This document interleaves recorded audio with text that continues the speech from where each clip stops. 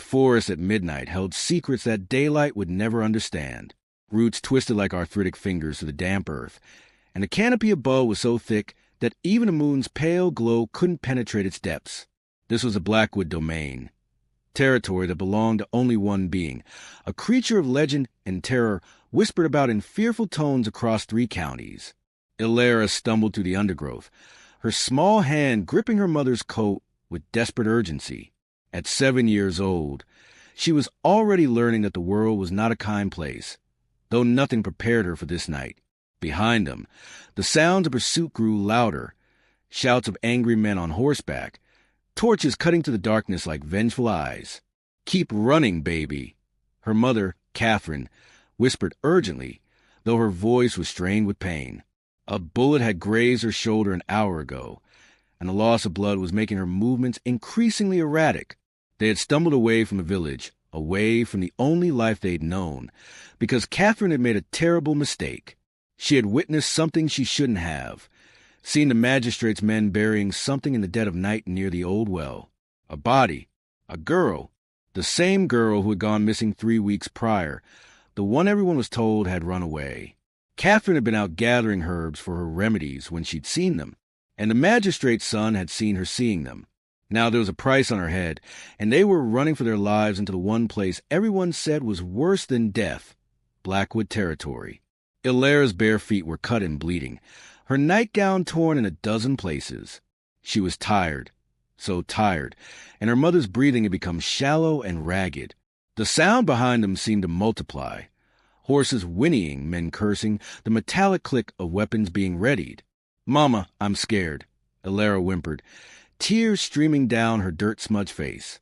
Catherine lifted her daughter, cradling the small body against her chest even as pain shot through her injured shoulder.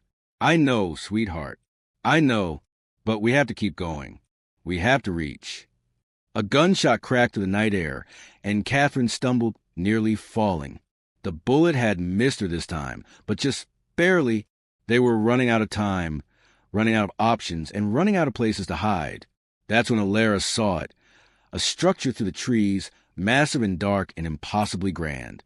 It rose up from the forest floor like something from a nightmare, all sharp angles and Victorian Gothic architecture that seemed to absorb the very light around it. Thorne's Manor, the Alpha seat of power. "Mama, look!" Illyra pointed, though her voice was barely audible over the chaos of their pursuers. Catherine's eyes widened with a mixture of hope and dread. Everyone knew that the magistrate's men would not dare pursue anyone into Thorne's Manor. They would die before they crossed that threshold. The alpha werewolf king, Cale Thorne, was a creature that made even the boldest men tremble with fear.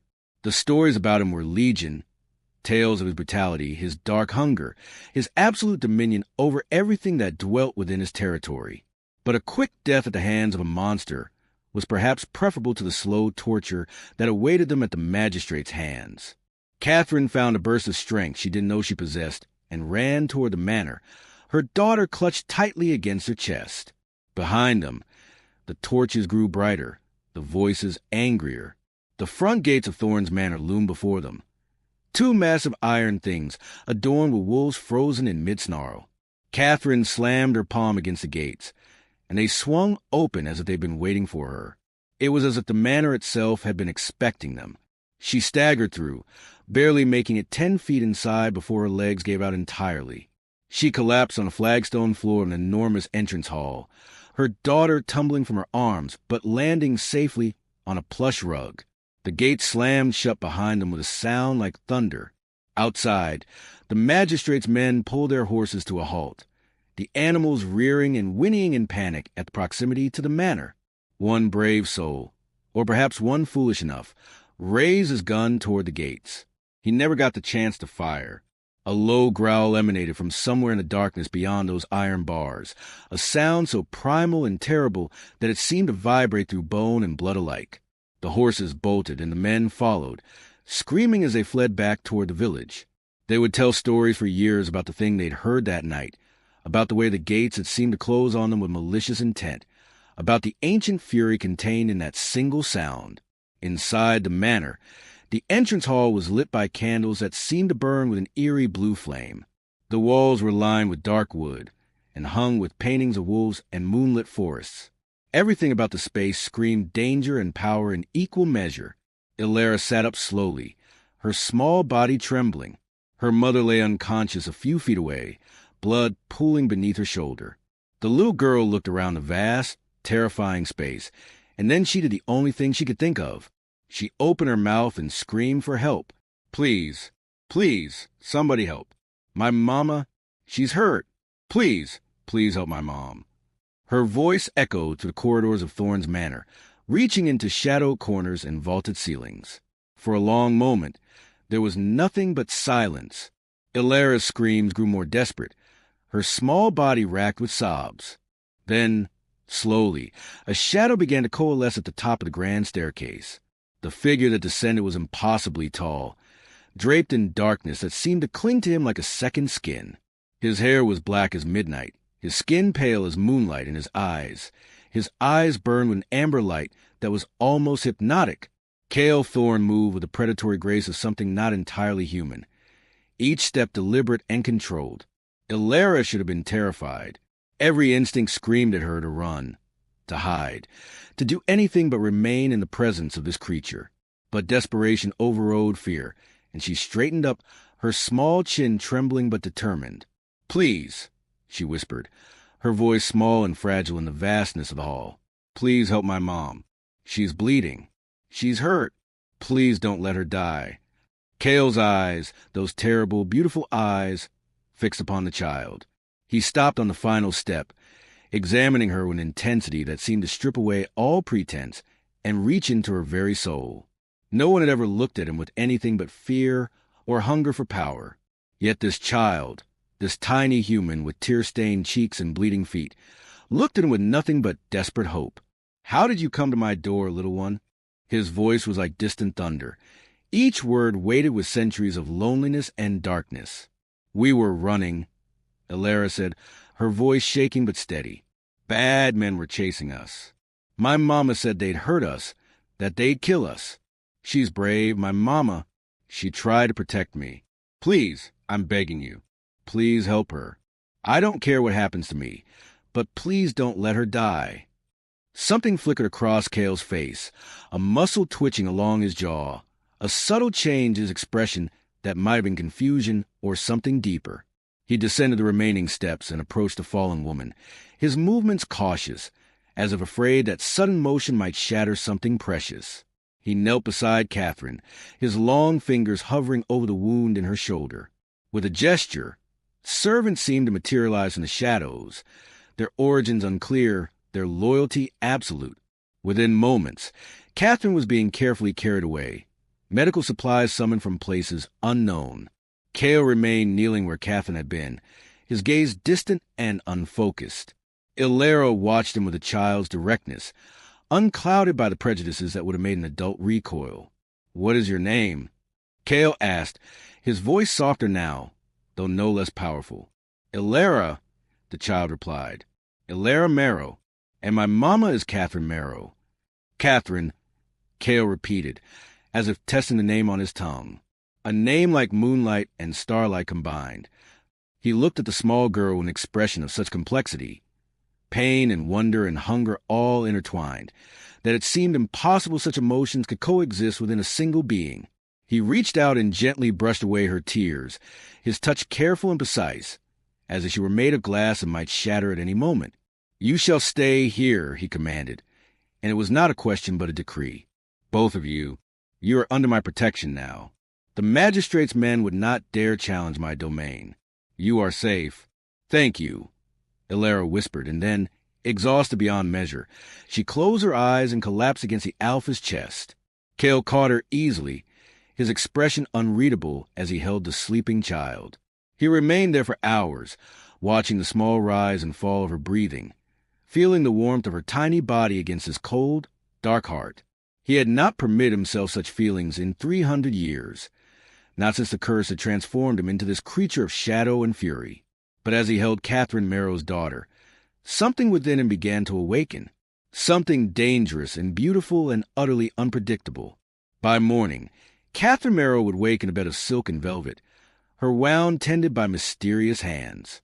By the end of the week, she would begin to understand that her daughter had done more than save their lives. She had opened a door that had been sealed for centuries. And when Catherine's eyes finally fixed upon the Alpha King, when she saw past the darkness and the danger to the lonely soul beneath, neither of them would be able to stop what came next. A dark romance would bloom in the shadows of Thorne's manor, one that would shake the foundations of everything Catherine thought she knew about love, about power, and about the nature of the beast that walked among men. Catherine's eyes fluttered open to unfamiliar surroundings. The ceiling above her was ornate plasterwork depicting constellations and celestial bodies rendered in gold leaf and cream paint. Soft morning light filtered through curtains of deep crimson velvet, casting the bedroom in shades of wine and shadow. She tried to sit up and immediately gasped as pain lanced through her shoulder. The wound had been cleaned and bandaged with surprising skill, the bleeding long since stanched. How long had she been unconscious? Memory came flooding back. The flight through the forest, the gunshots, the iron gates, her daughter's desperate pleas echoing through that vast hall.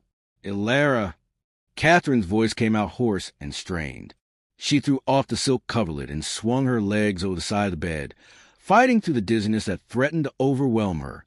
The door to the bedroom opened immediately, as if someone had been waiting just beyond it.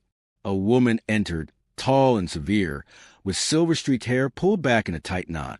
She wore clothing that seemed to belong to another era, all high collars and formal black.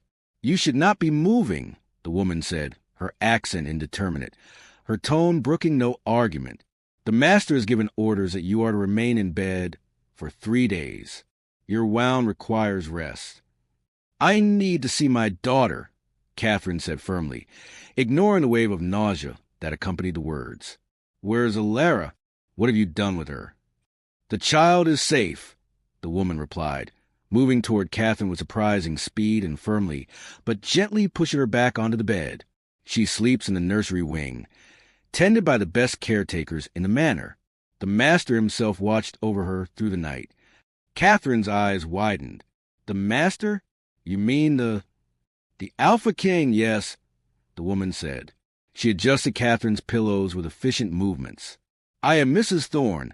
That is not my true name, but it is what I am called.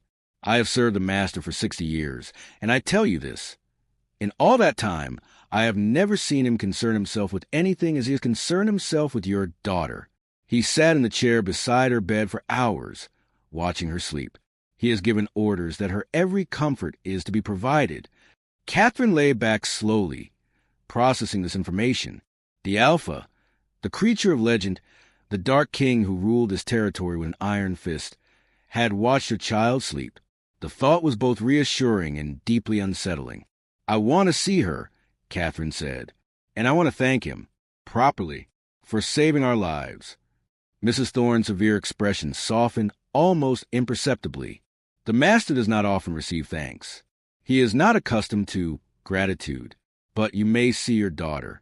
I will have her brought to you." True to her word, within an hour, Ilara came running into the bedroom, her small form moving with the unconcerned speed of a child who had already begun to adjust to her new surroundings. Her cuts had been treated and bandaged, and she wore a beautiful white nightgown of soft cotton. Most remarkably, she appeared completely unafraid.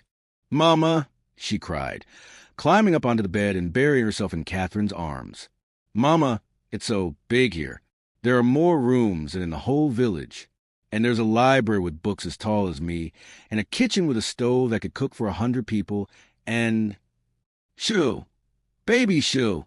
Catherine whispered, holding her daughter close, breathing in the familiar scent of her hair. "Are you all right?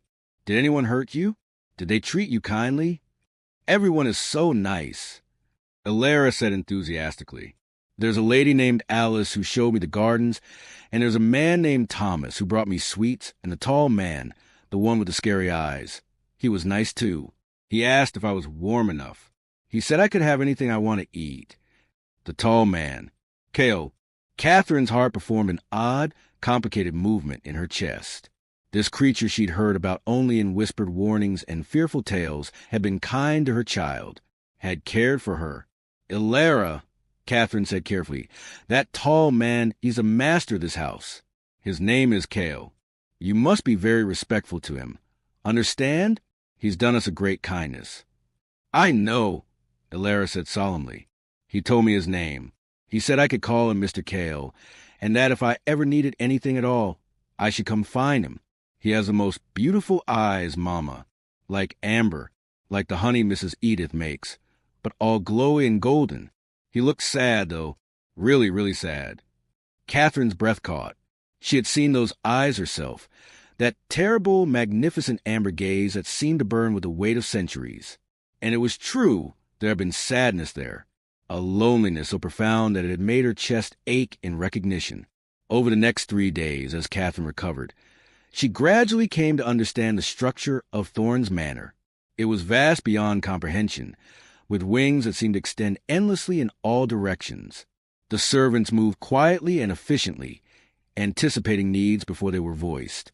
Everything was immaculate. Everything was beautiful, and everything was tinged with an air of melancholy that seemed to seep from the very stones. She learned that Mrs. Thorne had been right about one thing.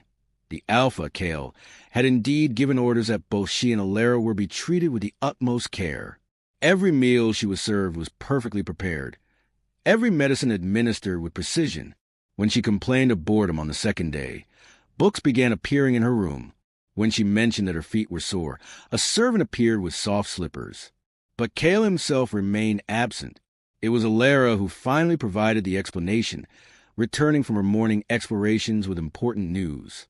"Mr. Kale said he has to work during the day," she announced, climbing into bed with her mother.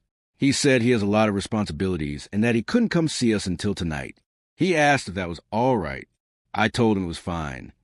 Catherine's heart performed that complicated movement again. "He asked your permission?" "Well, I'm here," Elara said matter-of-factly.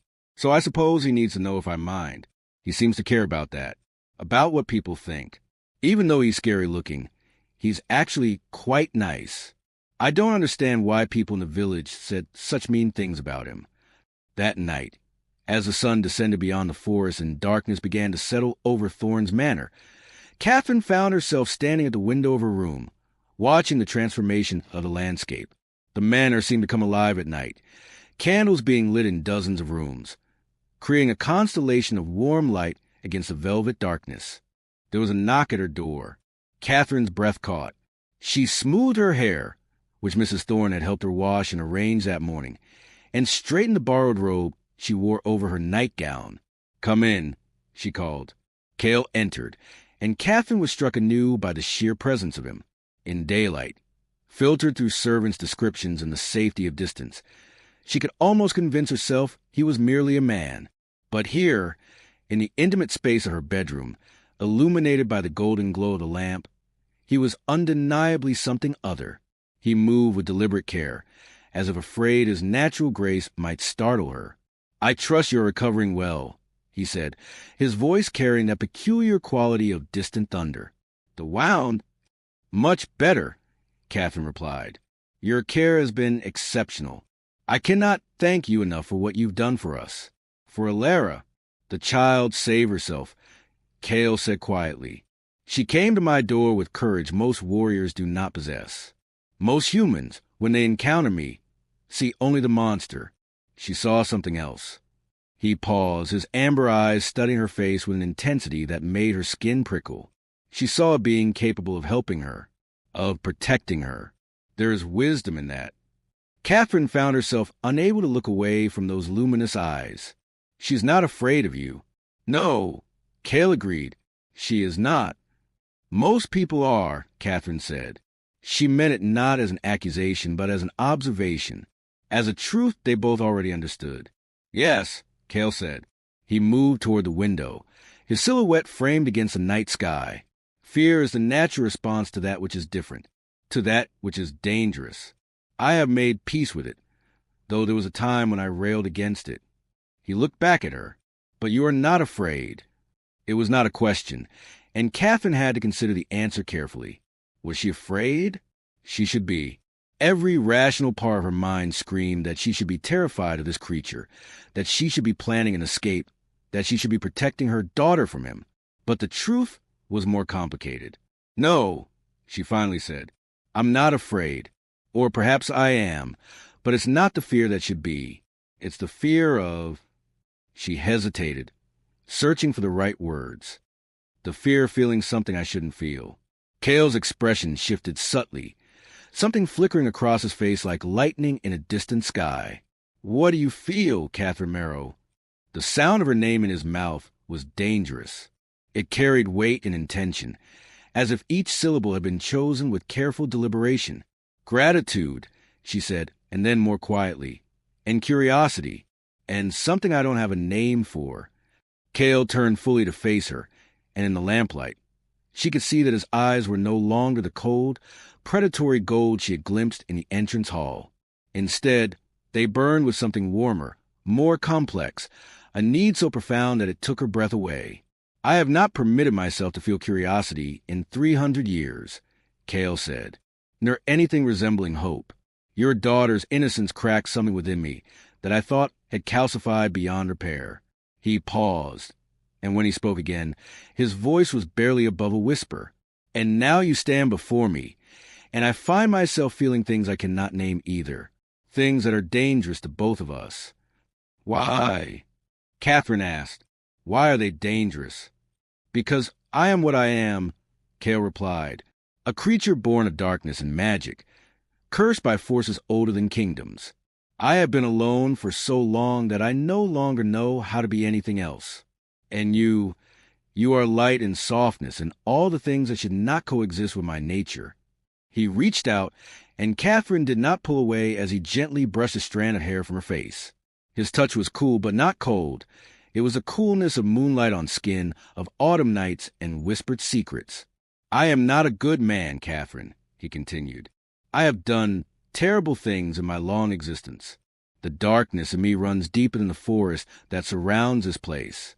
But I swear to you, on whatever remains of my soul, that I will never harm you or your daughter. You are safe here, as safe as I can possibly make you. Catherine closed her eyes as his fingers traced along her cheekbone. When she opened them again, she looked directly into those burning amber eyes.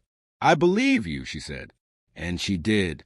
It was foolish and dangerous and completely illogical, but she believed him. That night, Cale sat with her until she fell asleep, his dark presence a comfort rather than a threat. When she woke in the morning, she found a single black rose on her pillow, a flower that seemed impossible, that should not exist in any natural garden. And Catherine Merrow began to understand that she was falling into something beautiful and terrible, something that would change her forever. She was falling for the Alpha King, the dark creature who would save her child, and open the doors of his manor to them both. In the days that followed, Cale revealed more of himself to her. He showed her the library where thousands of volumes lined the shelves, everything from ancient philosophy to modern poetry. He took her through gardens that bloomed with impossible flowers, tended by hands she never quite saw. He told her stories, carefully edited, she suspected, of his long life, of kingdoms rising and falling, of loves gained and lost. But it was the small moments that affected her most deeply. The way he would watch her as she read to Alara before bed.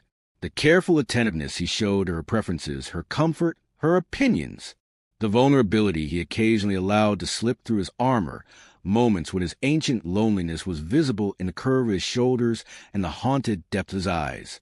Catherine found herself looking forward to their evening conversations. She began to dress more carefully, aware that Cale noticed such things.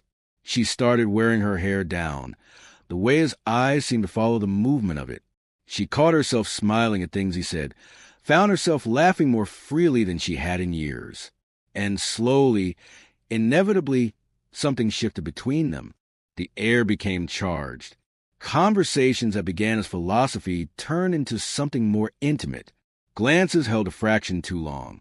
Hands touched during the exchange of a book, and neither party moved away.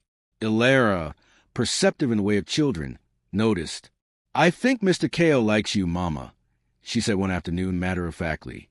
The way he looks at you is the same way you look at the portrait of Father in our old house. Catherine felt her cheeks flush. Alara, that's not. It's okay, Alara said, reaching up to pat her mother's face. He's nice.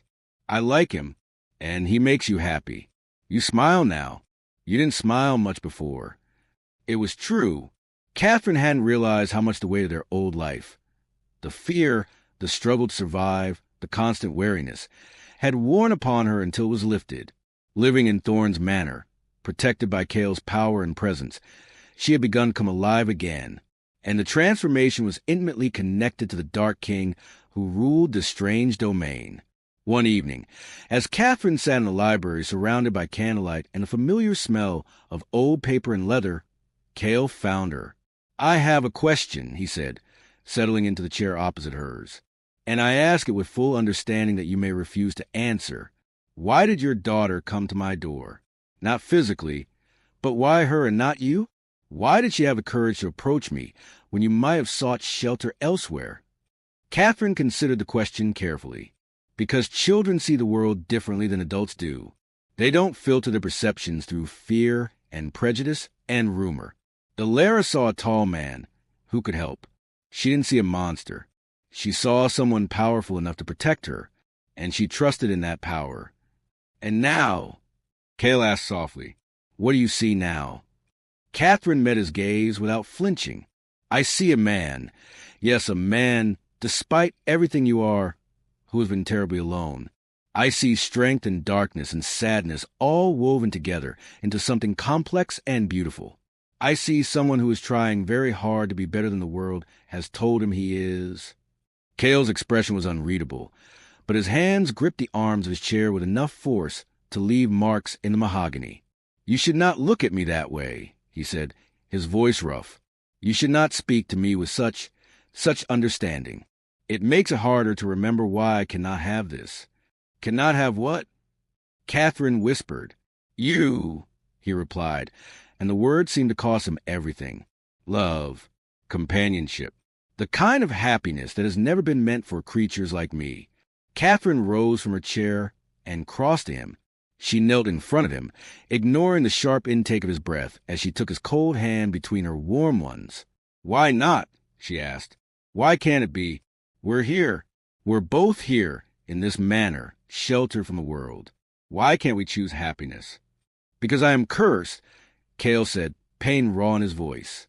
"The darkness of my blood is not something that can be loved away. It will not disappear because you look at me with such tenderness. It will always be part of me, Catherine. Always." "I know," Catherine said simply, "and I don't care. I accept all of you, the darkness, the light, the 1,000 years of pain and loneliness. I choose you anyway." Cale's hand trembled as he reached out and cupped her face, his fingers careful and reverent. "Do you understand what you are asking for? To love me is to accept a life lived in shadow, to accept that I am not entirely human, that I will never age as you do, that there will always be darkness at the edges of our happiness." "Yes," Catherine said, "I understand, and I choose it." When he kissed her, it was with such tenderness, such desperate longing held carefully in check, that Catherine felt tears slide down her cheeks. It was not a kiss of passion, at least not entirely. It was a kiss of recognition, of two lonely souls finding each other in the darkness and refusing to let go. As they held each other in that candlelit library, surrounded by centuries of knowledge and wisdom, something fundamental shifted in Thorne's manner. The darkness did not dissipate. It could never fully do so, but it was suffused with new light, new warmth, new possibility. Elara, watching from the library doorway where she had wandered seeking her mother, smiled. Mr. Cale had looked sad for so long.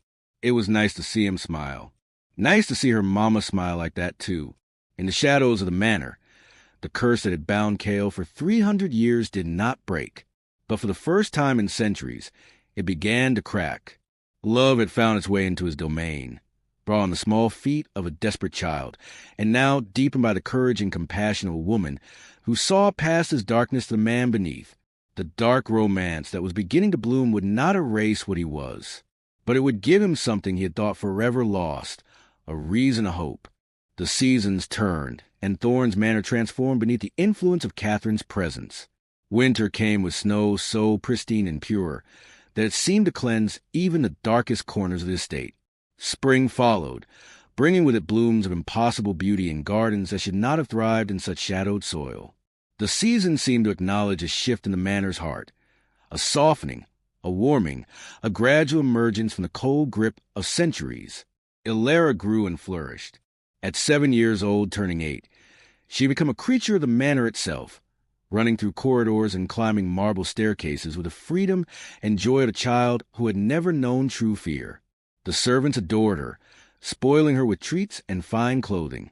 Cale himself had commissioned a tutor, a quiet man named Mr. Dresden, who taught Illyra everything from mathematics to music to languages.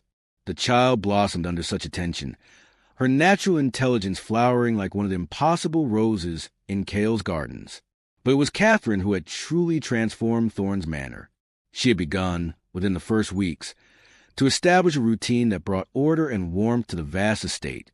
She reorganized the kitchens, introducing new recipes and encouraging the servants to take pride in their work.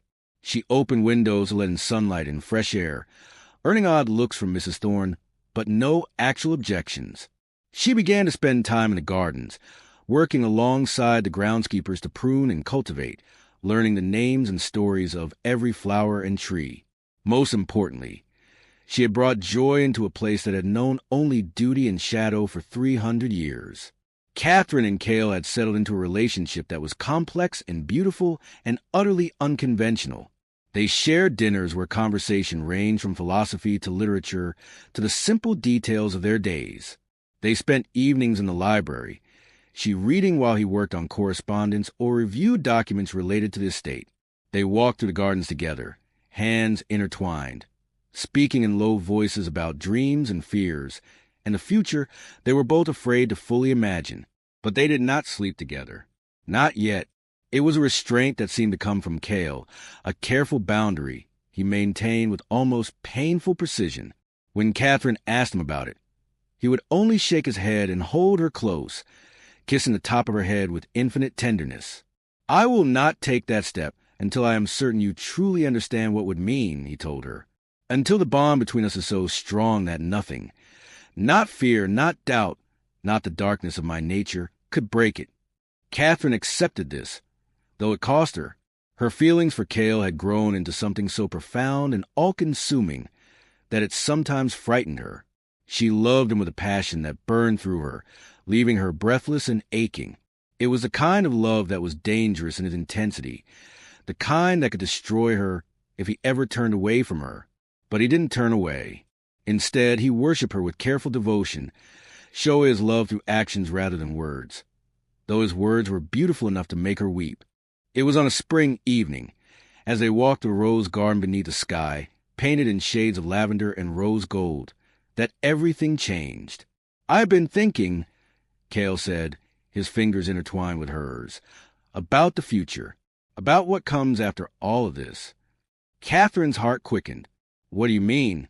"I mean that I have been cursed for 300 years, Cale said, "bound to this place, bound to this form, bound to loneliness by magic that I believed could never be broken.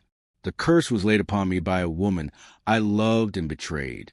She wanted me to know eternal darkness, eternal solitude, eternal regret." He stopped walking and turned to face her, moonlight catching in his amber eyes. "But I think the curse can be broken, Catherine. I think you have already begun to break it." "How?"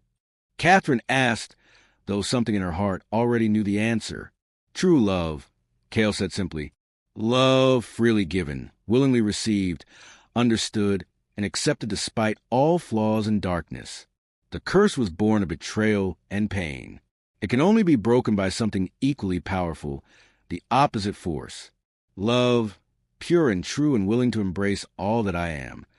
Catherine's breath caught. "Cale." He dropped to one knee, and Catherine's hands flew to her mouth. From his jacket, he withdrew a small velvet box. Inside lay a ring of impossible beauty, a band of white gold, perhaps something that predated gold, set with a stone that seemed to contain all the colors of twilight, purples and blues and deep reds all swirling together. "Catherine Marrow," Cale said, his voice rough with emotion. "Will you marry me?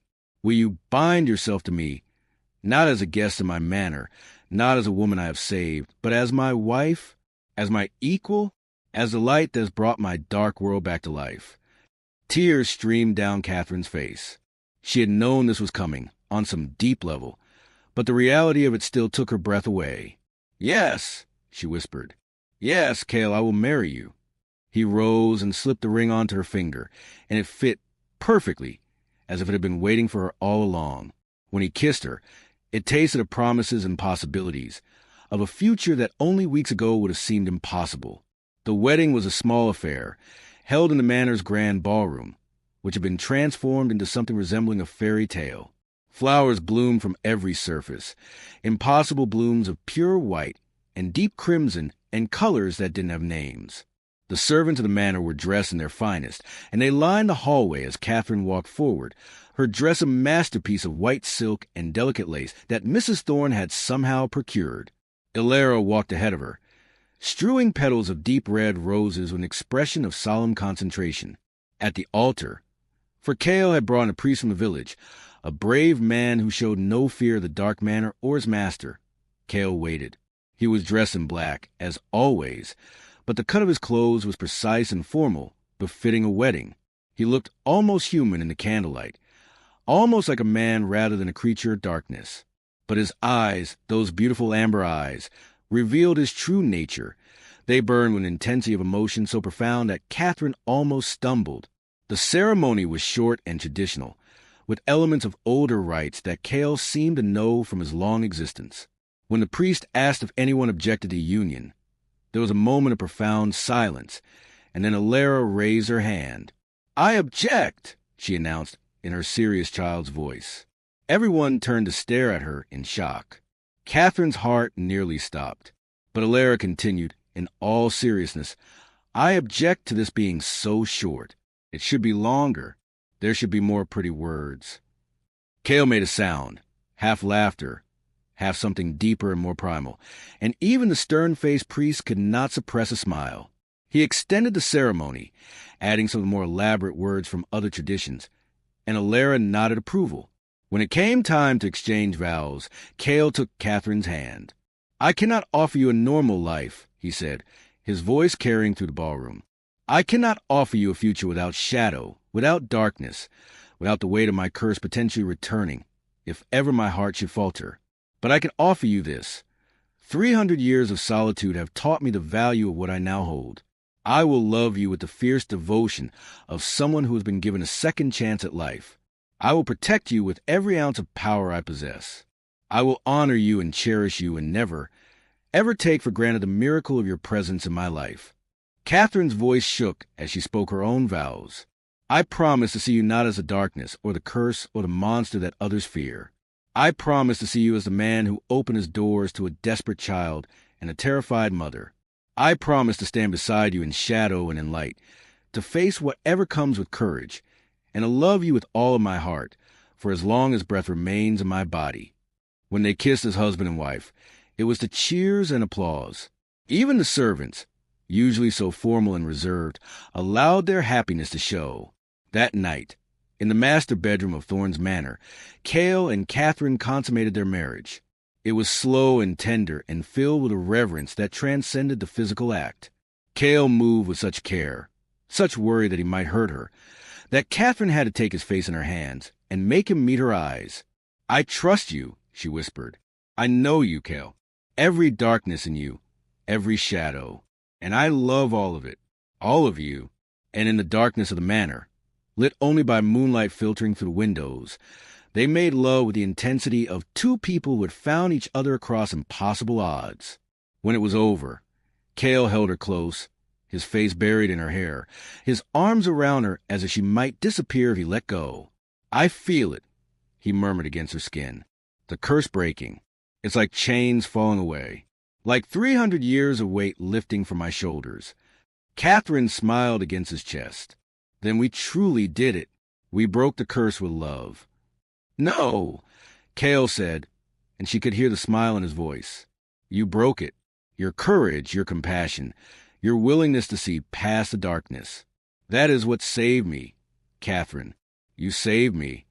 In the weeks and months that followed, the effects of the curse's breaking became increasingly apparent. The manor itself seemed to transform. The shadows grew less oppressive. More sunlight seemed to penetrate the windows, as if the very walls were learning to accept warmth.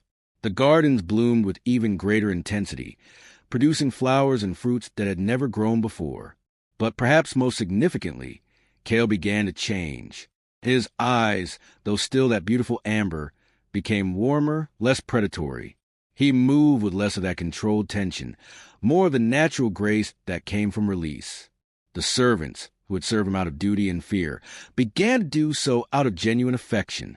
He smiled more often, laughed more freely, seemed lighter in ways that were difficult to define but impossible to miss. Catherine became pregnant that autumn, and when the child was born in spring, a daughter with her mother's dark hair and her father's golden eyes, Cale wept. He held the infant with a tenderness that seemed impossible in such large, powerful hands, and he swore new oaths. "I will protect you," he told his daughter, his voice thick with emotion. "I will be better than the man who fathered me. I will be worthy of you and your mother. I will spend my life ensuring that you know only love and safety." They named the child Aurora, after the Roman goddess of dawn. And indeed, she seemed to be a creature of light, bringing new joy to the manor with her presence. Ilara, now nearly a teenager, adored her baby sister with fierce protectiveness. The manor became a home filled with laughter and love rather than shadow and sorrow. Years passed. Ilara grew into a young woman, intelligent and kind, showing no signs of fear toward her stepfather, but instead viewing with affection and gratitude. Aurora grew into a precocious child who seemed to understand, on some deep level, that her father was not entirely human, and loved him all the more for it. Catherine aged, of course. That was the one sadness in their otherwise perfect happiness. Cale did not age. Even as his curse faded, he remained ageless, and Catherine could see the knowledge of their eventual separation weighing on him. They did not speak of it often, but it was there between them. The knowledge that while Cale's love would be eternal, Catherine's life was finite. One evening, when Catherine was in her 50s and beginning to feel the weight of years, she found Cale in the library, staring out at the moonlit gardens. "There might be a way," he said without preamble, "to make you immortal, to bind your life to mine so that you would age as I do, which is to say, you would not age at all." Catherine stepped into his arms. "Would it hurt?" "The transformation." "There is pain," Cale admitted, "but it is brief, and the reward is an eternity together." Catherine pulled back to look into his face. "But I would lose my humanity. I would become something other. You would become what I am." Cale agreed, a creature of darkness and magic. "But you would do so willingly, with your eyes open, understanding exactly what you are choosing." Catherine was quiet for a long moment. She thought of her daughter, growing old while Catherine remained young. She thought of grandchildren she would never have, of missing the natural progression of life. She thought of all the things she would lose. And then she thought of looking into Cale's eyes 1,000 years from now and seeing that same love burning there, of spending eternity together, the way they had promised in their vows. "Do it," she said.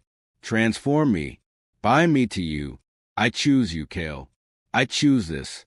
I have always chosen you, from that first night when Ilara asked you for help." The transformation was painful, as Cale had warned. It felt as if her very essence was being remade, reforged in dark magic and ancient power. But through the pain, she could feel Cale's presence, his strength, his love supporting her. And when it was over, she opened her eyes to a world she had never seen before. Colors were more vivid, sounds more distinct. She could feel the pulse of magic in the earth beneath her feet, in the very stones of the manor, in her own blood. She looked at her hands and saw that they glowed faintly with an inner light, as if moonlight lived beneath her skin. But most importantly, she could feel Cale, truly feel him, not just emotionally but on a fundamental level. Their souls were bound together now, linked by magic and love and choice. "How do you feel?"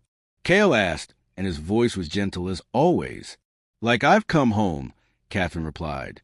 "Like I've finally become what I was always meant to be." She looked in the mirror and saw that she was beautiful in a way she had never been before. Timeless, ageless. She saw hints of the darkness that now lived in her blood. It showed in her eyes, in the way shadows seemed to cling to her, in the way she seemed slightly unreal, slightly other. She looked like the wife of an alpha king. She looked like a creature of the dark manor and the impossible gardens. She looked like Cale's true equal. When she kissed him, it was with all the passion of a woman who had been given eternity, and she intended to spend every second of it with the man she loved. Years became decades, became centuries. The manor's history became their history. Wars came and went outside its walls. Kingdoms rose and fell. But inside Thorne's manor, love endured. Catherine and Cale ruled their domain together, fair and just, beloved by their people. Ilara grew into a woman, married, had children, and eventually passed away, surrounded by their love and gratitude. Aurora, who had inherited her father's immortality, chose her own path. She left the manor when she was old enough, wanting to explore the world and find her own destiny. She visited her parents regularly, and they were always there to welcome her, eternal and unchanging and devoted to each other. Centuries into their marriage, Cale and Catherine sat in the same rose garden where he proposed, their hands intertwined as they watched the sunset paint the sky in shades of crimson and gold. "Do you regret it?" Cale asked, as he had asked periodically throughout their long life together. "Giving up your humanity? Binding yourself to me?" Catherine smiled, and in the fading light, her face held all the wisdom of centuries. "Every single day I wake up and think, I would do it all again. Every time I look into your eyes, every time I feel your hand in mine, every time I remember that child knocking on your door and changing both our lives, I know I made the right choice." "I love you," Cale said, and the words, spoken for perhaps the 10,000th time, held no less power than they had on that first night in the library. "I know," Catherine replied, "and I love you, in darkness and in light, in shadow and in sorrow. I love you completely." Cale drew her close, and they sat together as the moon rose and the stars began to pierce the darkness. The manor loomed behind them, no longer a place of loneliness and shadow, but a home filled with the echoes of love and laughter that would endure for eternity. A small girl had once knocked on the door of Thorne's manor and asked for help. In doing so, she had saved not just her mother's life, but also the life of the ancient Alpha King, had brought him back from the brink of eternal darkness, and given him something he had thought forever lost: hope, love, redemption. And in saving him, she had given her mother a love story for the ages, a dark romance that would endure long after kingdoms crumbled to dust, long after empires fell and rose again, long after the world itself might transform beyond recognition. Because some loves are strong enough to break curses. Some loves are brave enough to embrace darkness. And some loves, born from the desperation of a child and the courage of a woman, are strong enough to last not just for a lifetime, but for eternity itself. In Thorne's manor, in the shadows and the candlelight, in the impossible gardens and the endless corridors, Catherine and Cale lived on. Together, always together, forever bound by magic and moonlight and the purest form of love, the kind that chooses, day after day, to remain faithful, to remain strong, to remain true, and they were, without question, happier than they had any right to be.